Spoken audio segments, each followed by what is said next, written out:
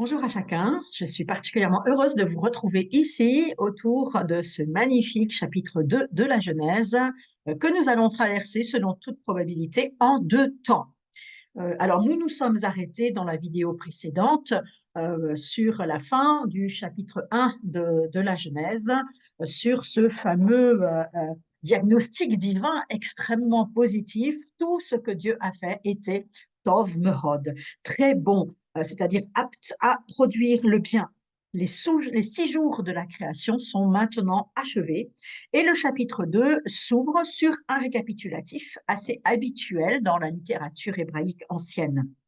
Néanmoins, le verset 2 apporte une précision sur laquelle il nous faut jeter un tout petit regard. L'œuvre de création est achevée, nous dit le texte, mais Dieu continue à être le sujet de réalités particulières, des réalités qui ont encore cours aujourd'hui, puisque nous sommes encore dans le 7e jour de Dieu, selon la Bible. Pendant ce 7e jour, Dieu se repose. Autrement dit, il cesse d'agir de la manière précédente pour inaugurer une nouvelle manière d'être. Dieu n'arrête pas de travailler. D'ailleurs, dans l'Évangile, Jésus lui-même, à qui il est reproché de travailler et de faire un certain nombre d'œuvres durant le sabbat, Jésus répond: jusqu'à maintenant, mon Père travaille. Donc, Dieu ne cesse pas d'agir, mais il inaugure une nouvelle manière d'être. Ce sens est apporté par le verbe Shabbat, cesser, ou bien renoncer à l'effort, ou bien célébrer également. C'est la naissance du verbe Shabbat. Les deux autres actions que Dieu met en œuvre durant ce 7e jour, c'est la bénédiction. Dieu bénit le 7e jour. Autrement dit, il bénit notre aujourd'hui. Notre aujourd'hui est toujours placé sous la bénédiction de Dieu. Et puis, autre action que Dieu inaugure, il sanctifie, c'est-à-dire il sépare, il met ce monde à part. La racine hébraïque kadosh signifie mettre à part, différencier du reste des autres réalités.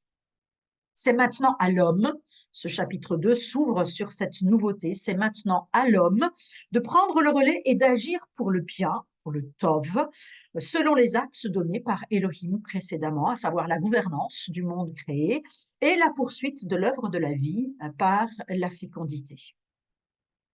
Le Midrash Rabbah, dont je vous ai déjà parlé dans les vidéos précédentes, pardon, le Midrash Rabbah fait ici un lien avec le vécu dans le désert lorsque le peuple hébreu sort d'Égypte et que Yahvé faisait tomber une double portion de manne le 6e jour pour anticiper, pour que le peuple juif n'ait pas besoin de sortir et d'agir comme les autres jours de la semaine, le jour du sabbat. Dieu aurait mis en œuvre, d'après ce commentaire du livre de la Genèse, ce commentaire ancien du livre de la Genèse, Dieu aurait mis en œuvre lui-même ses recommandations, puisqu'il aurait doublé la création du 6e jour. Rappelez-vous, Dieu crée d'abord les animaux, et puis ensuite, dans un deuxième temps, il crée l'humain sous ces deux espèces, pour se reposer ensuite le 7e jour. Alors, notre grand ensemble de Genèse 2, Genèse 3, Genèse 4 démarre au verset 4 avec petite expression bien répertoriée par les spécialistes de la théologie de l'Ancien Testament. Voici l'histoire de, c'est un terme dont on va parler tout à l'heure et qui se retrouve plusieurs fois et qui a un sens très particulier dans ce livre de la Genèse. C'est donc l'ouverture d'un nouveau cycle. Chapitre 2, l'humanité est constituée dans ce qu'elle est, mâle et femelle. Dieu crée un jardin. Ensuite, au chapitre 3, eh bien, la chute, plus l'humanité chassée du jardin. Au chapitre 4, la première descendance de ce premier couple humain, les premiers frères, donc la notion de fraternité est introduite ici, le premier culte également, hein, puisque la tension et le drame qui va avoir lieu autour des deux frères Caïn et Abel a pour objet le culte. Et puis, la clôture, lors du tout début du chapitre 5, la clôture de ce cycle, avec une reprise des éléments qui ouvrent le cycle. Alors, cette expression, voici l'histoire de, se structure autour du terme tolédot, histoire, génération, enfantement ou encore engendrement. Les rabbins comprennent le terme comme enfantement et engendrement.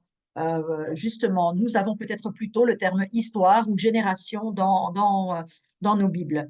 Ce terme, voilà un petit point rabbinique, ce terme est présent sous une forme verbale ou nominale 3 fois plus dans la Genèse que dans le reste de la Bible, hein. C'est 30% des usages du terme qui se retrouvent dans la Bible. Et une étude approfondie de ce terme révèle qu'il y a 4 manières d'écrire le mot lorsqu'il est dans sa forme simple. Il y a une manière pleine et puis 3 manières défectueuses. On peut effectivement supprimer des lettres d'un mot en hébreu sans altérer le sens et sans même que la manière de le prononcer change, selon les choix du scribe. C'est quelque chose de très particulier en hébreu. Le scribe peut faire passer des messages à travers la manière dont il écrit les mots. Et il n'y a que 2 écritures pleines du terme, l'une en Genèse 2,4 et l'autre en Ruth, le livre de Ruth au chapitre 4, verset 18, qui déroule la généalogie de Péretz, le fils de Ruth et de Boaz, qui déroule cette généalogie depuis lui jusqu'à David. Les scribes ont voulu par là signaler que quelque chose qui est perdu dans l'histoire d'Adam va se retrouver lorsque le Messie va paraître. Le Messie étant évidemment David pour les rabbins. Le Midrash Rabbah, le commentaire rabbinique de la Genèse, dit ceci. Le mot enfantement est toujours lacunaire dans la Torah, sauf dans 2 cas. Je passe un certain nombre d'explications. C'est que, dit le commentaire, 6 choses furent confisquées à Adam, le premier homme, sa splendeur, sa vie, sa haute taille, les fruits de la terre, les fruits de l'arbre et les luminaires. Je ne sais pas pourquoi les rabbins estiment que les luminaires ont été confisqués à Adam, mais bon, voilà. Je passe encore un certain nombre de phrases. Ces choses ne retrouveront leur complétude, disent les rabbins, qu'à la venue de Péretz, le Messie. Fin de citation. Alors peut-être que les évangiles de Matthieu et de Luc, qui s'ouvrent eux aussi sur une liste d'engendrements, cherchent à se rattacher à cette conception d'un engendrement qui ramène à Adam. L'évangile de Matthieu, d'ailleurs, fait remonter la généalogie de Jésus jusqu'à Adam. D'autant plus que le terme génao, génération, en grec, s'utilisait à l'époque aussi bien pour les engendrements physiques que pour la filiation spirituelle.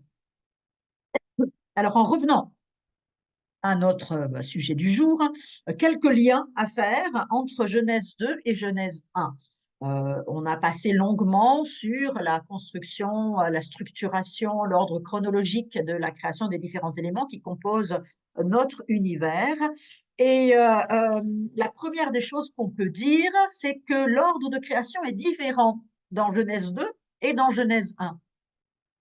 On le voit très vite, hein, on va le voir tout à l'heure. L'Adam est au centre des attentions dans ce chapitre 2 de la Genèse. Et l'ensemble de la création est conçu comme étant réalisé pour Adam, dans l'objectif de satisfaire les besoins d'Adam. Adam n'est plus considéré comme un aboutissement, mais comme étant le centre des attentions de Dieu. Mathieu Richel, dans son livre dont j'ai déjà parlé dans les vidéos précédentes, Mathieu Richel dit ceci. Si ces contradictions chronologiques évidentes entre les 2 récits de création n'ont pas troublé le rédacteur du début de la Genèse, qui a fait suivre un récit par l'autre, c'est qu'elles n'existaient pas à ses yeux, parce qu'il ne lisait pas la chronologie d'au moins un des 2 récits de manière littérale, si bien qu'il n'y a aucune contradiction sur le fond. Au contraire, ce rédacteur a réuni 2 textes jetant des éclairages différents et complémentaires sur les mêmes réalités, tirant ainsi parti de cette diversité pour créer une richesse de sens. Voilà, ce commentaire, cette citation me paraît très pertinente ici pour expliquer pourquoi on se trouve devant 2 récits très différents l'un de l'autre. Alors, par rapport au lien entre Genèse 2 et le Proche-Orient ancien, le même Mathieu Richel nous propose de nombreux parallèles. La création de l'homme par le façonnement de la terre, l'insufflation du souffle divin dans la poterie modelée, l'arbre de vie, qui est un grand symbole dans le Proche-Orient ancien, qui est d'ailleurs repris aujourd'hui à travers tous les mouvements New Age, gnostiques actuels. La création en vue du travail de la terre, il y a là une idée très forte, même si elle est symbolisée négativement dans le Proche-Orient ancien, c'est souvent pour prendre la place des dieux que l'humain est créé parce que le travail était trop pénible. Ici, le travail est valorisé, est considéré comme quelque chose de très positif et il ne s'agit pas que l'homme remplace Dieu. Autre parallèle avec le Proche-Orient ancien, l'homme qui acquiert une faculté cognitive aux côtés de la femme, qui devient comme un dieu. L'homme entouré d'animaux tout d'abord, avant de s'épanouir aux côtés dans la rencontre d'une femme. La nudité comme état primordial, l'idée d'une période où la femme accouchait sans douleur, tout ça, ce sont des choses qu'on retrouve dans la Bible et dans le Proche-Orient ancien. Le serpent qui cause la perte de l'accès à un arbre, les interdictions divines de consommer la nourriture d'un arbre, même si vous allez le voir tout à l'heure, il y a une très importante différence entre les mythes du Proche-Orient ancien et la Bible. Voilà, il y en a d'autres, mais je vous ai résumé les principales. Il y a aussi certaines spécificités, nous allons le voir tout à l'heure, des choses qui n'existent nulle part ailleurs et qui sont uniques dans la Bible, sur lesquelles il faudra jeter un regard très attentif. Alors, le cadre de l'histoire n'est plus l'univers immense, mais la terre, Adama, dont le terme Adam, d'ailleurs, est tiré. C'est le monde familier de la vie quotidienne. Le Dieu qui nous est présenté ici est très différent du solennel, du serein, Elohim tout-puissant.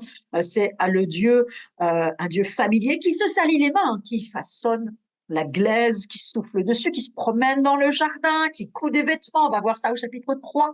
Voilà, c'est un Dieu potier, jardinier, couturier, un Dieu qui nous est très familier et finalement que l'on peut rencontrer bien plus facilement. L'atmosphère de ce chapitre 2 est sapientielle, le style est sapientiel, il y a des jeux de mots, des homophonies, des questions rhétoriques, il y a des sujets qui sont ceux de la sagesse, les questions de la vie, de la mort, de la peine, du travail, de la sexualité, du vêtement, de la nudité, bien, mal, tout ça, ce sont des thématiques des écrits de sagesse, et puis le vocabulaire aussi est un vocabulaire de sagesse. Alors, en entrant dans le texte, nous nous rendons compte quasi immédiatement eh bien, que il y a une différence fondamentale entre Genèse 1 et Genèse 2, c'est que Dieu est nommé d'une façon différente. Ici, le nom de Dieu, c'est Yahvé Elohim. Yahvé, je suis, est le nom révélé par Dieu à Moïse sur le mont Sinaï lors de son envoi en mission. Nous avons déjà parlé des liens entre ces textes et Moïse. C'est souvent traduit par Éternel Dieu ou bien le Seigneur Dieu dans nos Bibles. Et c'est un nom qui est construit sur la racine du verbe être, hava, qui signifie respirer ou bien tout simplement être. Nous allons voir que ce Yahvé Elohim, enfin on en a déjà parlé un petit peu tout à l'heure, est quand même fondamentalement différent de ce Elohim extrêmement puissant. Ici, il y a une nouvelle réalité qui est introduite dans le texte biblique. Dès le début, la terre nous est présentée sans arbres, sans buissons, aucune herbe qui a germé, et l'explication est double, donnée immédiatement. Parce que la pluie n'avait pas encore été envoyée sur la terre, la pluie apparaîtra beaucoup plus tard, lors du déluge, il en sera parlé abondamment. Je rappelle que jusqu'au déluge, la réalité géographique, voire météorologique de la Terre n'est absolument pas la même que celle d'aujourd'hui. Le verset 6 nous parle d'un flot ou d'une vapeur. Le terme peut être traduit des deux façons. Un flot qui montait de la terre. En Genèse 7, verset 11, on nous parle des eaux du grand abîme qui s'élèvent pour provoquer ce déluge, alors que les vannes d'en haut s'ouvrent pour inonder la terre.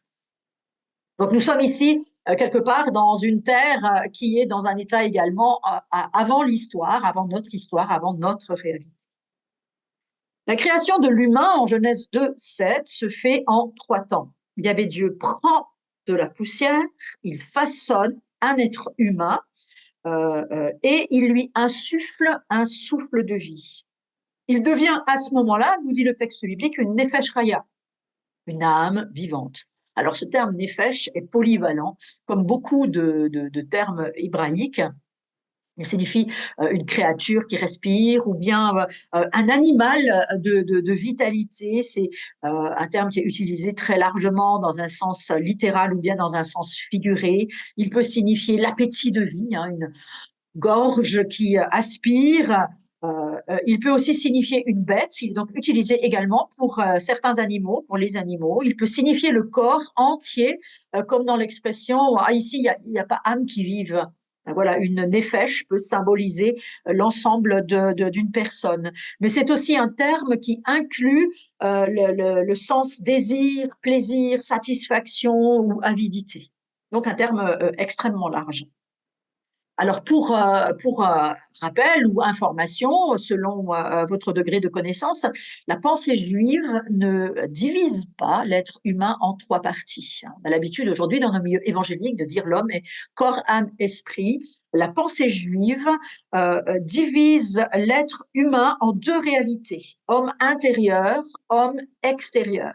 Paul utilise d'ailleurs cette conception de l'humain lorsqu'il dit en 2 Corinthiens 4, verset 16, que lorsque notre homme extérieur se détruit, c'est le corps, la glaise, la partie physique, notre homme intérieur se renouvelle de jour en jour. Et là, on est dans nefesh chaya, dans cette âme, dans ce désir de vie, dans ce désir vivant. La conception tripartite que l'on retrouve aussi dans plusieurs versets du Nouveau Testament provient, elle, de la littérature et de la philosophie grecque. Et très souvent, dans ces littératures philosophiques grecques, d'ailleurs, il y a encore des relents souvent, malheureusement, dans nos théologies évangéliques, dans cette philosophie grecque, lorsque les parcelles de divin, l'esprit, tombent dans une réalité humaine, dans la glaise, c'est souvent une punition, c'est considéré comme une punition, comme un malheur, comme une malédiction profonde. Ici, il n'y a rien de cela. Au contraire, c'est une bénédiction pour l'humain devient véritablement lui-même lorsque cette parcelle, ce souffle divin, cette parcelle de Dieu pénètre dans la partie glaiseuse, la partie Adama, la partie terre. Josie Eisenberg, le rabbin dans À Bible ouverte, dit que l'humain est terre et souffle. Jusqu'à présent, le texte biblique ne nous permet pas de dire exactement ce qu'est cet humain.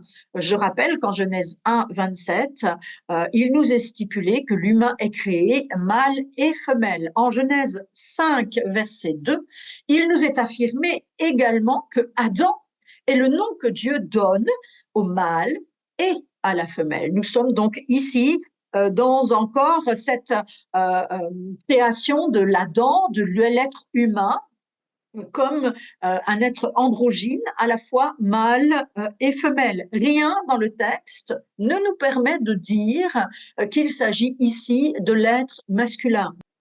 L'Adam à peine créé, Yahvé Dieu se détourne de lui, on ne sait pas ce qu'il fait dans ce temps où Yahvé, lui, va créer, faire, nous dit le texte hébreu, le lieu de vie qu'il prévoit, qu'il conceptualise et qu'il réalise pour cet être humain, le jardin.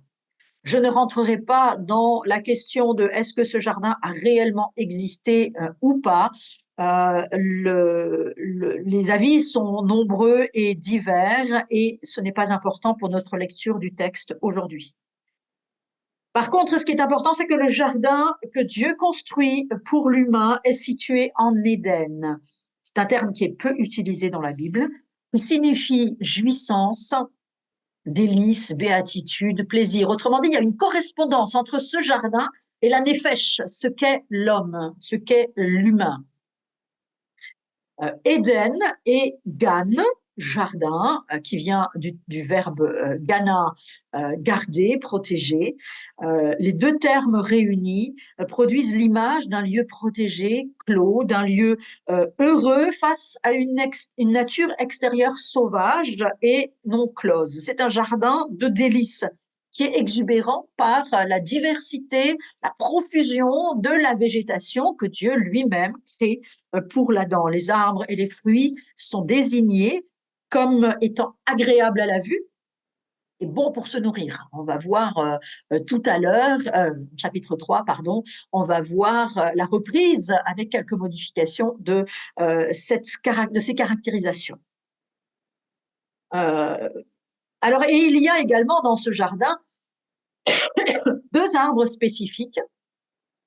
L'arbre de la vie, mentionné comme étant au centre du jardin. Là aussi, le chapitre 3 nous apportera quelques questions supplémentaires, parce que Ève considère que ce n'est pas l'arbre de vie qui est au centre, mais le deuxième arbre. L'arbre de vie est mentionné comme au centre du jardin. Toutes les traditions du monde raconte une histoire similaire qui comprend un arbre de vie qui réunit en lui les quatre éléments, la terre, l'eau, l'air, la lumière du soleil, etc., qui alimente ses feuilles.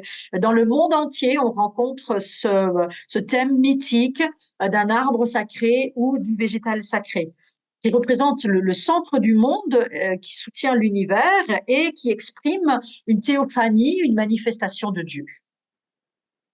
Mircea Eliade, historien des religions de la deuxième moitié du XXe siècle, dit que l'histoire, dans son livre Histoire des croyances et des idées religieuses, il dit que le mythe du jardin des délices au centre du monde, entouré de 4 fleuves, est littéralement universel.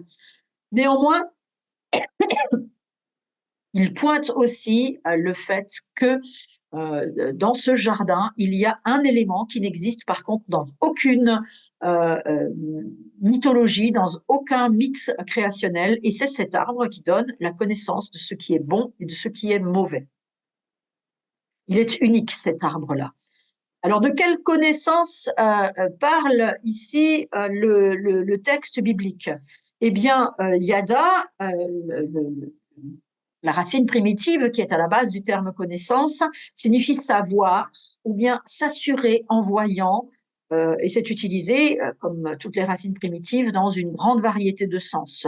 On nous parle de la connaissance, de l'observation, du soin, de la reconnaissance, donc d'une façon causale, ça nous indique l'instruction, voilà, reconnaître, connaître, conseiller, répondre, et tout ça, ça pourrait être des traductions possibles.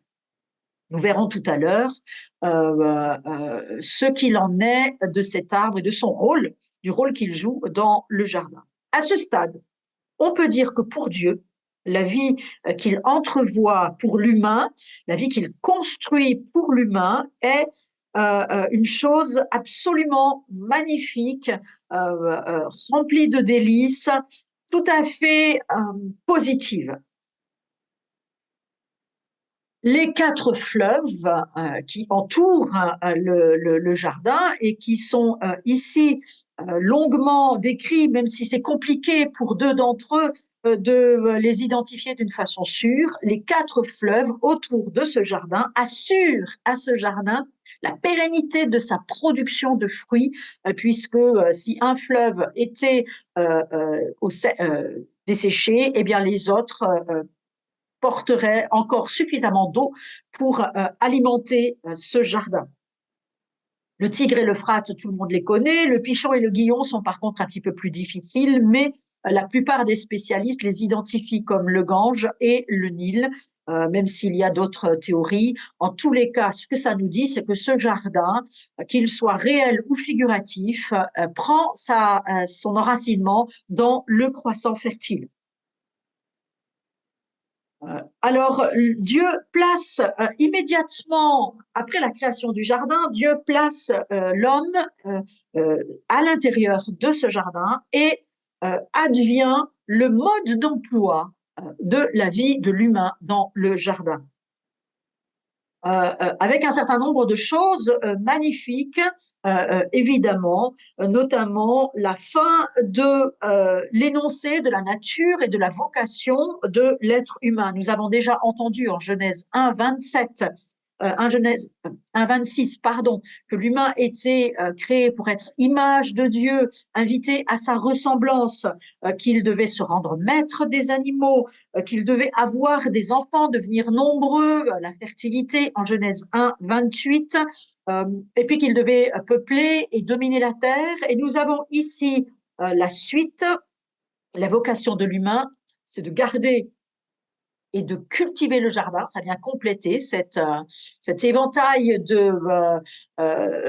vocationnel de l'humain. Garder et cultiver le jardin. Le terme cultiver comprend deux sens en hébreu. Le travail, effectivement, mais aussi l'adoration, le service cultuel. C'est donc aussi à la relation avec Dieu que l'humain est invité à travers cette vocation de garder et cultiver le jardin. Et puis en tout dernier, c'est respecter la limite que constitue l'arbre de la connaissance du bien et du mal. Alors, je m'arrête sur cet arbre de la connaissance du bien et du mal. Un certain nombre d'interprétations ont fleuri tout au long de l'histoire chrétienne, mais également auparavant lors de l'exégèse rabbinique. Première interprétation, ce serait la sexualité comme ayant été interdite de façon temporaire, parce que on ne peut pas interdire la sexualité de façon permanente, puisqu'il y a cet ordre de devenir fécond, d'avoir de nombreux enfants et de peupler la terre. Donc ça rime à rien du tout d'interdire la sexualité, mais de façon temporaire, ça pourrait être plausible. L'idée serait alors que Yahvé attend de l'homme qu'il maîtrise ses pulsions avant de lui ouvrir la pleine jouissance de la sexualité pour entrer dans cette vocation d'être fécond et de peupler la terre. Cette théorie a largement été abandonnée depuis. La deuxième interprétation, ce serait qu'il est interdit à l'Adam de faire l'expérience du mal.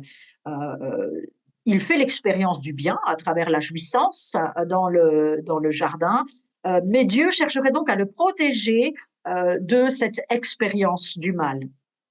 La théorie aujourd'hui unanimement reconnue comme étant valide, c'est cette question de l'autonomie morale, c'est-à-dire que l'Adam, l'être humain, n'aurait pas le choix de décider ce qui est bien et ce qui est mal. C'est Dieu qui a cette prérogative-là. L'idée fondamentale, nous dit le rabbin Josie Eisenberg, c'est de limiter la toute-puissance humaine. À travers cette limitation, dit-il, la Bible entend différencier l'homme de son créateur. Dieu n'a pas de limite, l'homme en a. L'homme est soumis à des lois, Dieu, lui, ne l'est pas.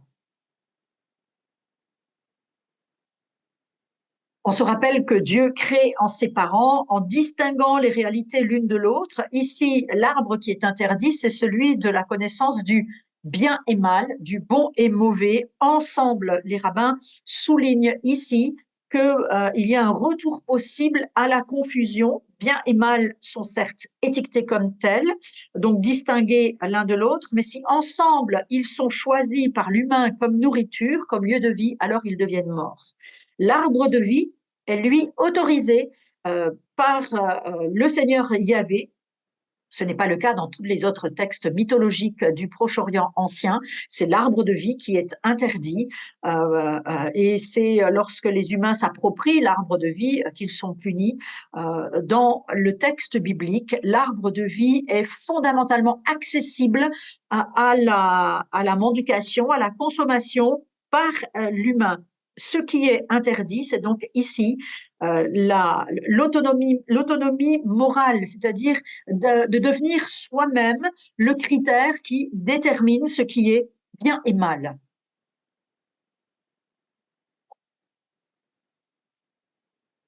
Alors, on notera que, il y a une ambiguïté dans le texte entre le chapitre 1, entre le chapitre 2 et le chapitre 3.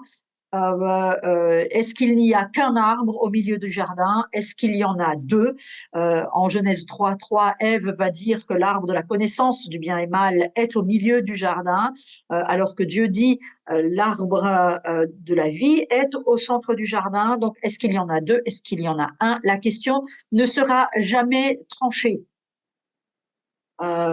Certains théologiens pensent que l'arbre est un arbre de vie s'il est respecté et qu'il devient un arbre de mort, l'arbre de la connaissance du bien et mal, s'il n'est pas respecté. C'est une question qui est ouverte et qu'il n'est pas important quelque part de trancher lorsque l'on interprète l'interdit comme étant cette autonomie morale que l'homme choisit pour lui-même en se défaisant de la loi de Dieu. Alors avant de finir sur ce point, je voudrais juste signaler que j'ai fait ici ce que le serpent a fait dans le jardin, c'est-à-dire que j'ai fait un focus immédiat sur l'interdit. Alors que dans le jardin, il y a cette ouverture absolument magnifique que Dieu offre à l'humain, c'est tu pourras manger de tous les arbres, de tout ce qui existe au milieu du jardin. Trop souvent, on a cette image de Dieu comme étant celui qui interdit, celui qui castre, celui qui frustre l'être humain au lieu de lui donner la jouissance. Et c'est une mauvaise interprétation, c'est celle que le serpent fera dans quelques versets à venir. C'est une image qui est en nous, en un grand nombre d'entre nous et contre laquelle nous devons lutter. Dieu n'est pas ce grand castrateur qui met des interdits partout. Bien au contraire. Un grand nombre de choses sont possibles, sont de l'ordre du plaisir et de la jouissance. Dieu lui-même a créé le plaisir et la jouissance qui nous est accessible à nous, êtres humains. Nous allons faire une petite pause et nous nous retrouvons sous peu pour la deuxième partie, Genèse 18 à 25, qui va donc contenir cette réalité impressionnante de la création de l'humain en femme et homme. À tout bientôt!